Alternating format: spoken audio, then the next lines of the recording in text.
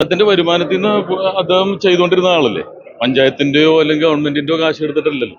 സ്വന്തം വരുമാനത്തിൽ നമ്മൾ ചെയ്യുന്ന പോലെ പ്രോഗ്രാംസ്, TV ഷോസും സിനിമയെന്നൊക്കെ കിട്ടുന്ന കാശ് കൊണ്ട് ചെയ്താണ്. അപ്പൊ പിന്നെ നമുക്ക് അറിയാലോ ഇനി എന്താണ് അദ്ദേഹം ചെയ്യാൻ പോകുന്നത്. അപ്പൊ ആ പ്രതീക്ഷയില് ഓക്കെ പ്പെട്ടപ്പോഴും ഹാപ്പി ആയിരുന്നു. പുള്ളിയുടെ പ്രവർത്തനത്തിൽ കൂടെ നിന്നിട്ട് ഹാപ്പി ആയിട്ട് പ്രവർത്തിക്കും.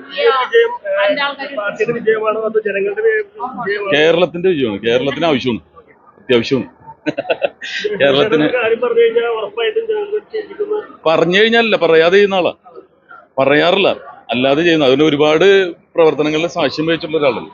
പാവങ്ങളുടെ പ്രവർത്തനങ്ങളിൽ, രാഷ്ട്രീയമായിട്ടല്ല അല്ലാതെയുള്ള പ്രവർത്തനങ്ങളിലെല്ലാം പുള്ളിയുടെ കൂടെ നിൽക്കുന്ന ഒരാളാണ്. അതിന്റെ പേരിൽ കുറെ ചീത്ത കേട്ടിട്ടുണ്ട്. എന്നാലും നന്മയ്ക്ക് വേണ്ടിയല്ല, നന്മക്ക് അവസാന വിജയം ഉണ്ടാവും. പിന്നെ വളരെ ഹാപ്പി.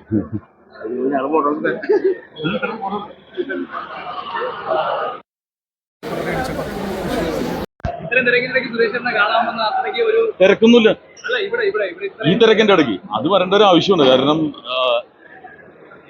ഇവിടെ വന്നു കഴിഞ്ഞാൽ എപ്പോഴും സുരേഷേട്ടൻ്റെ കൂടെ പോവാറുണ്ട് ഞാൻ. അപ്പൊ അതുകൊണ്ട് ഇനിയിപ്പോ നമ്മുടെ കയ്യിലല്ല, എനിക്ക് ആന്ധ്ര സേനയുടെ കയ്യിലായിരിക്കും ഉറപ്പായിട്ടും.